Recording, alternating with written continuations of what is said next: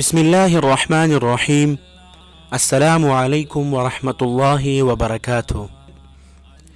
محترم سامعین، مسلمانوں نے ایک قلعے کا محاصرہ کیا۔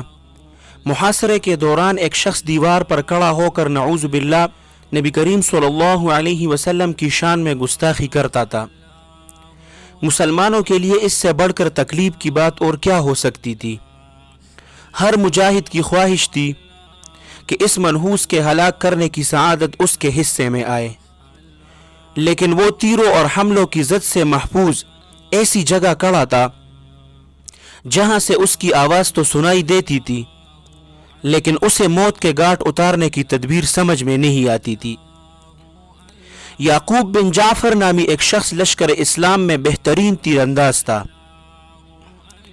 اس ملعون شخص نے جب ایک بار دیوار پر چڑھ کر شان رسالت صلی اللہ علیہ وسلم میں گستاخی کے لیے منہ کھولا تو یعقوب گات لگائے بیٹھا تھا۔ یعقوب نے تیر پھینکا جو سیدھا اس کے سینے سے پار ہوا اور وہ شخص گر کر ہلاک ہوا۔ فضا نعرہ تکبیر سے گونج اٹھی۔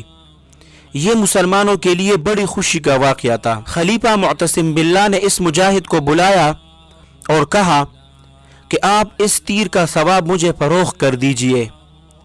مجاہد نے جواباً کہا، ثواب بیچا نہیں جاتا۔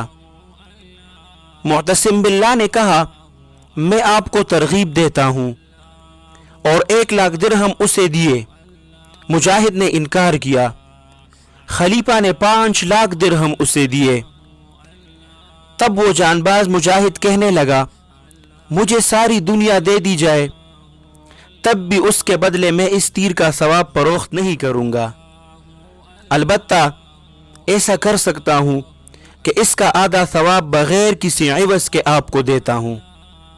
معتصم باللہ اس قدر خوش ہوا کہ گویا انہیں ایک جہاں مل گیا۔ معتصم باللہ نے پھر پوچھا، آپ نے تیر اندازی کہاں سیکھی ہے؟ مجاہد نے فرمایا، بصرہ میں واقع اپنے گھر میں۔ معتصم باللہ نے کہا کہ وہ مجھے فروخت کر دیں۔ مجاہد نے کہا، وہ تو تیر اندازی سیکھنے والے مجاہدین کے لیے وقف ہے، اس لیے فروخت نہیں کیا جا سکتا۔